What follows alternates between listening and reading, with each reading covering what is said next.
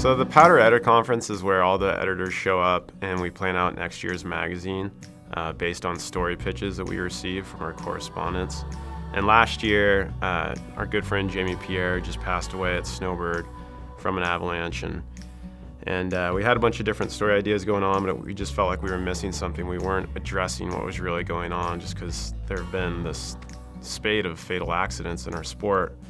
And a few different editors, we just commented on that, how we need to address this death, but how do we do it in a journalistic fashion without it having this kind of morbid tone. But it was just something where we knew we had to be responsible and address the question. And this was before a lot more tragedy that followed last winter. It's hard to talk about the cover because it's something that for all of us, it's a hard issue to tackle. It's one of the more profound collaborative efforts in publishing that I've experienced. To start, our art director pulled the subhead from editor-at-large Matt Hansen's definitive story, which said, why do so many of the best skiers keep dying? And I'll never forget it.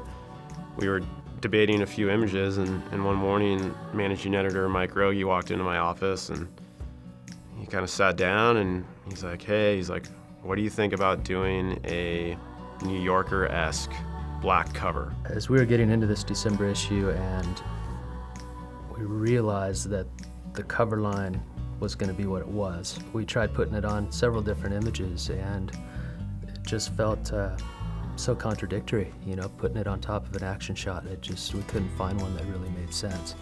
It needed to be a mountain scenic. I pictured something kind of panoramic along the bottom, which is kind of what we wound up with, while maintaining the all black cover, connecting it to the mountains still. That was real important to it. When I first saw the all black cover with the text on it, my initial thought was, this is gonna get people's attention, and that's what we want. It wasn't for newsstand sell-through rate or anything like that. The fact of the matter is, we, as a staff, I think we want people to take a minute and stop amongst all the noise that's going on and actually focus on what's happening.